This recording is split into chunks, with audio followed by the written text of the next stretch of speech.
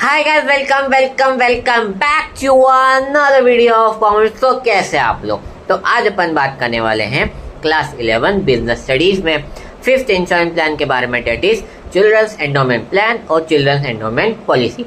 So far we have what discuss is term life insurance, जहां पर you covers the specified age only for the specified period of time. If you cross the specified age, then compensation will not be provided.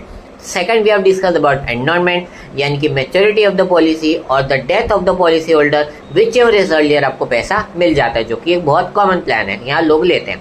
Third is unit link insurance plan, जो हमने कल discuss किया था, which provided the option of investment and insurance together.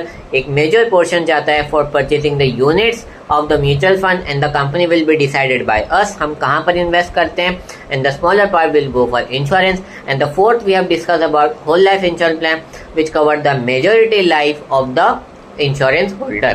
आज अपन discuss करने वाला about children's endowment plan. तो let's start without wasting any time. देखो बेटा, अब ये वीडियो आपके लिए तो है क्योंकि ये आपका सिलेबस का पार्ट है. अगर ये वीडियो कोई आप देख रहे हो तो प्लीज प्लीज प्लीज ये हम्बल रिक्वेस्ट है, ये वीडियो अपने पेरेंट्स को भी जरूर दिखाना, इनके लिए भी बहुत यूजफुल है. और अगर कोई पेरेंट्स देख रहा है तो प्लीज ये वीडियो देखिए, करेक्ट स्पेसिफाई ये वीडियो के लिए. देखो इसमें होता क्या है, पहले एग्जाम्पल समझते हैं, उसके बाद आपको अपने समझ में आ जाएगा. ये प्लान दो पर्पसेस के लिए जाता है. First education and second is marriage. क्योंकि जो पेरेंट्स होते हैं उनके लिए मेजोरिटी टेंशन यही होती है कि वो जो मेजर खर्चा होता है अपने चिल्ड्रंस का, that is education and marriage, उसको कैसे अफोर्ड करेंगे. वो भी आज के टाइम जो इन्फ्लेशन इतना ज्यादा है, जीएसटी रेट 18% तक भी है, तो वहां कैसे अफोर्ड किया जाए.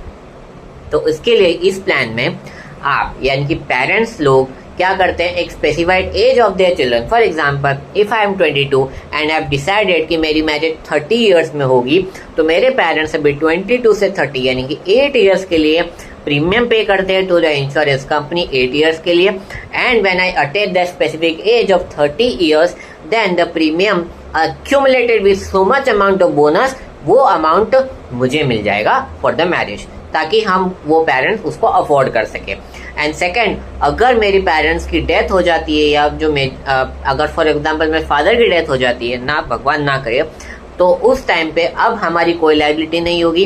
Then also insurance company pay करती है to me for the specific age. Yes, आपने बिल्कुल सही सुना. अगर ड्यूरिंग द पॉलिसी आप पेरेंट्स की डेथ हो जाती है तो उस समय हमारी लायबिलिटी नहीं होती है पे करने के लिए, आपको पैसा मिलता है. करेक्ट. तो that is the children endowment plan. एक और एग्जांपल हो सकता है एजुकेशन का, that we have discuss later. Thank you, tata bye, study bye.